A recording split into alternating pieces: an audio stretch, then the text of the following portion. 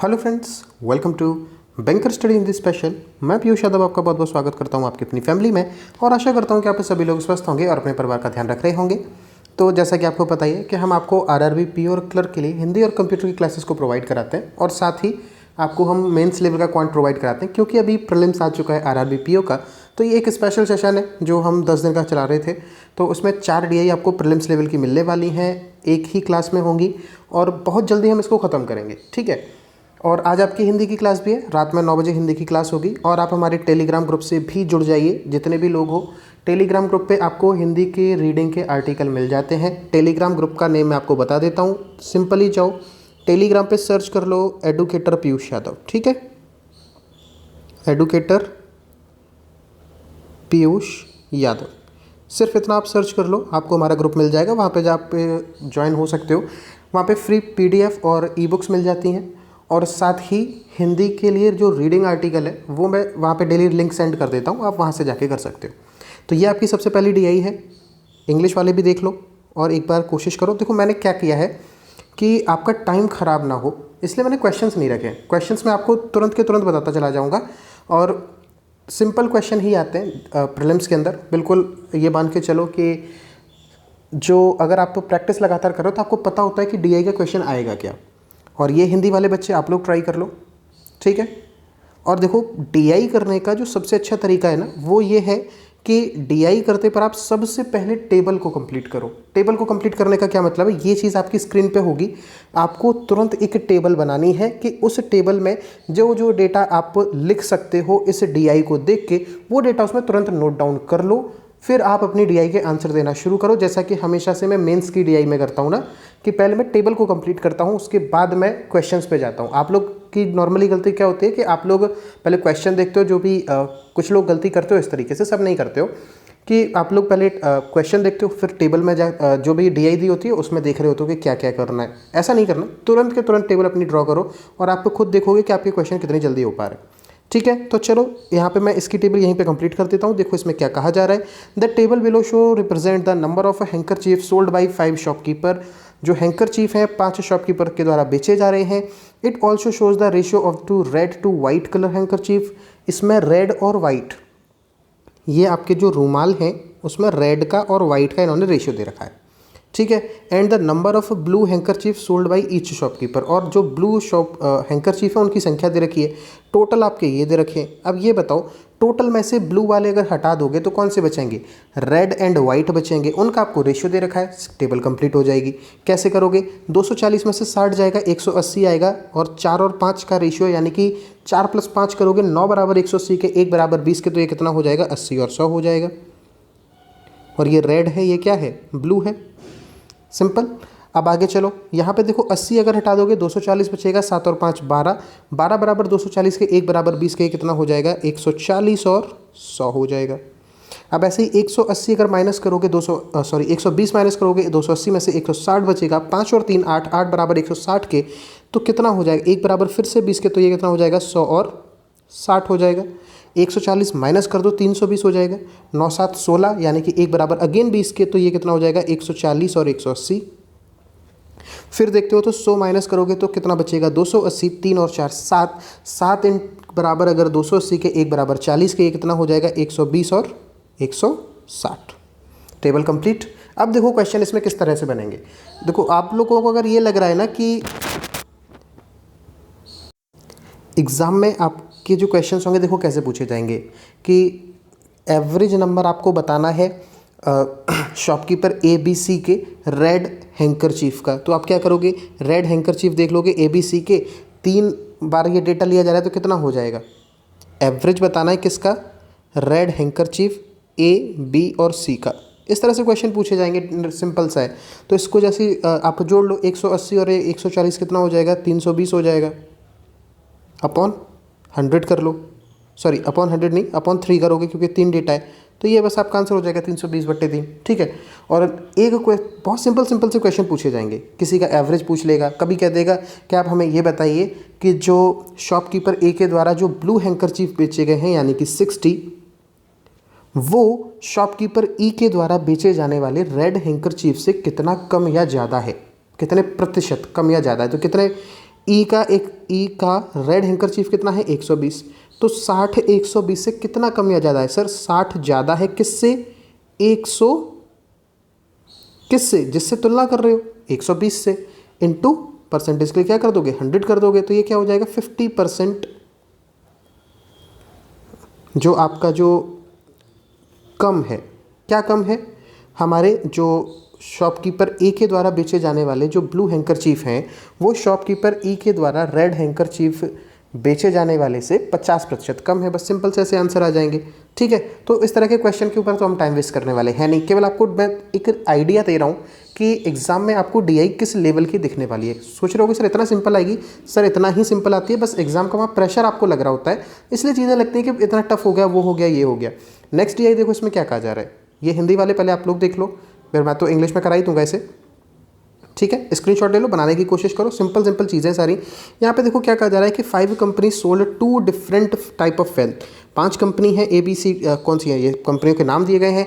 2 तरह के फैंस बेच रही हैं, एक तो सीलिंग फैन है और एक कौन सा है वॉल फैन है। The bar graph below shows the number of wall fans. जो ये है ये कौन से फैन है? वॉल फैंस है। सबके ये क्या नंबर दिए गए हैं? वॉल फैंस दिए गए हैं। अब इसकी भी आप टेबल किस तरह से बनाओगे, देखो वहाँ पे अगर टेबल बनाओगे तो ऐसे बनाओगे, हैवेल, उषा, बजाज, खेतान और ओरिएंट। ठीक है, इस तरह से बना रहे होगे और यहाँ पे लिख दोगे उसके एक ये वॉल फैन, यहाँ पे सीलिंग फैन, इसकी तुरंत बना दोगे टेबल। जो जो लिखा हुआ है तुरंत लिख देना इसमें, आपकी टेबल कंप्लीट हो जाएगी। ठीक है, मैं यहीं पे आपको सॉल्व करके दिखा दे रहा हूँ, ये सारी चीज़ें बताई गई हैं। ठीक है, यहाँ पे क्या कहा जा रहा है कि number of wall fan sold, ये ब्लू है, और ये जो डॉट ऑरेंज से कलर में जो ग्राफ है वो क्या दिखा रहा है?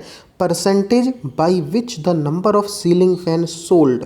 जो सीलिंग फैन बेचे गए हैं वो कितने प्रतिशत से मोर देन, यानी कि ज़्यादा हैं than the number of wall fan sold. यानी कि अगर 250 इस वाले ग्राफ में अगर देखोगे, अगर 250 आपके वॉल फैन बेचे गए हैं तो सीलिंग फैन कितने बेचे जाएंगे? 250 का 20% ज़्यादा।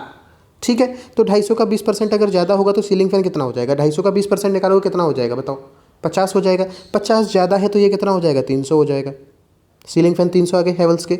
यहाँ देखोगे तो 320, और 320 का 25% अगर निकालोगे तो कितना आएगा? 80 आएगा, और 80 ज़्यादा है यानी कि सीलिंग फैन यहाँ कितना आएगा? 400 आएगा। इसी तरह से यहाँ करोगे 160 का 50% निकालोगे 80, तो 80 ज़्यादा है तो ये कितना हो जाएगा? 240। सिंपल है ना। और 300 का 30% अगर निकालोगे तो कितना आएगा? 90, यानी कि 390 आपके सीलिंग फैन है। और इसी के साथ 175 आपके अगर वॉल फैन है उसका 40% निकालोगे तो 17.5 इंटू 2 करोगे तो कितना हो जाएगा? 37 दूनी 74 हो जाएगा। और ये कितना हो जाएगा आपका? 249। सीलिंग फैन हमारे कितने हो जाएंगे? 249। देखो ये कैलकुलेशन स्पीड अगर रही है, देखो 1 मिनट भी नहीं लग रहा टेबल वगैरह कंप्लीट करने में। इसीलिए तो कहता हूँ कि डीआई वहाँ पे इतनी सिंपल आती है कि 2.5 मिनट में 5 क्वेश्चन हो जाते हैं और सबके होते हैं।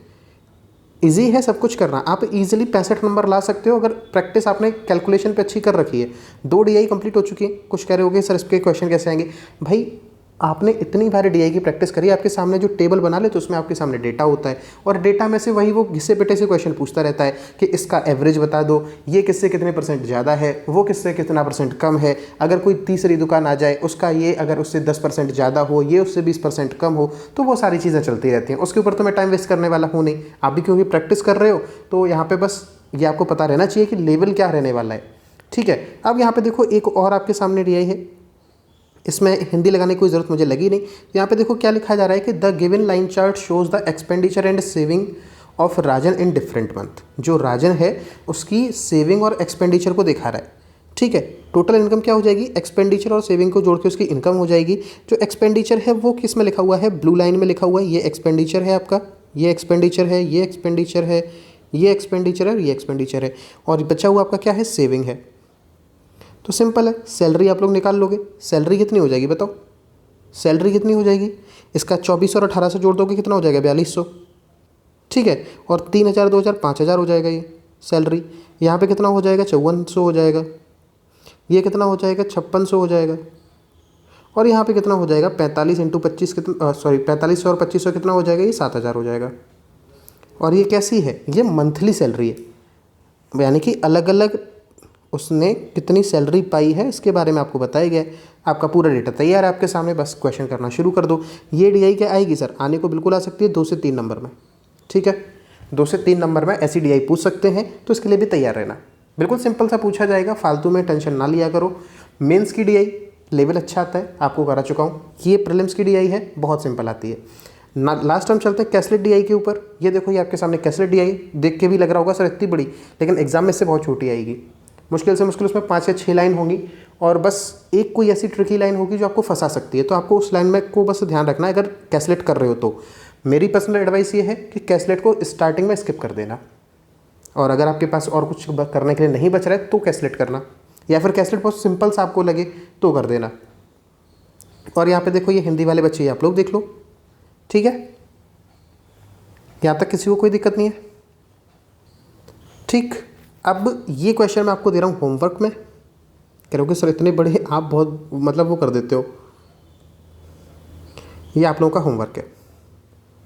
हमें कठिन टास्क दे गए, खुद बच के निकल रहे हो। आपके मन में ये आ रहा होगा, तो सर प्रैक्टिस कौन करेगा? प्रैक्टिस कौन करेगा? आप लोग करोगे, तो मैं आपको क्यों कराऊं? हाँ, अगर आपको आएगी नहीं तो आप कमेंट में बता देना, तो कल मैं इसको बता दूंगा, ठीक है।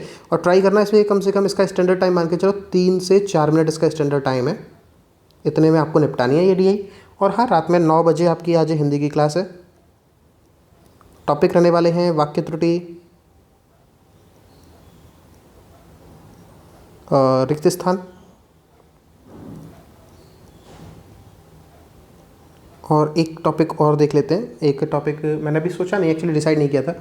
और अव्यवस्थित वाक्यक्रम कर लेंगे, ठीक है। 2-3 सेट कर लेंगे इसके अव्यवस्थित वाक्यक्रम। तो ये आपकी हिंदी की क्लास होने वाली है 9 बजे। मैंने पोल डाला था, उसमें ज़्यादातर बच्चों ने कहा कि सर कंटिन्यू करके चलो, तो कंटिन्यू कर दे रहे। अगर आप लोग नहीं देख पाओगे लाइव तो आप बाद में रिकॉर्डेड सेशन देख लो। और ये जो बाकी की चीज़ें मैं रिकॉर्डेड ही डालूंगा, क्योंकि इसमें टाइम बहुत ज़्यादा लग जाता है। हिंदी की लाइव करेंगे क्योंकि उसमें चीज़ लोगों को प्रॉब्लम हो जाती है। तो आज का सेशन यहीं तक था। अगर आपको पसंद आया तो वीडियो को लाइक कर दीजिए। और उस वाला जो कैसलेट DI है उसका आप लोग चाहो, जो भी लोग चाहो, अगर आप लोग उसे सॉल्व कर लेते हो तो आप मुझे टेलीग्राम पे पर्सनली आप मुझे सॉल्व करके वो टेबल आप भेज सकते हो कि जो भी आपने टेबल तैयार की है @पीयूष यादव हिंदी, ये डाल देना टेलीग्राम पे। मैं आपको टेलीग्राम पे पर्सनली यहाँ पे मिलूँगा, इस नाम से हूँ। तो ठीक है, अब मिलेंगे हम लोग नेक्स्ट वीडियो में। तब तक के लिए good bye, god bless you all. अपना ध्यान रखिए और अपने परिवार का ध्यान रखिए, और हंसते मुस्कुराते हुए हमारी वीडियोज़ का आनंद लेते रहिए। और रात में 9 बजे हिंदी की क्लास लेना ना भूलिए।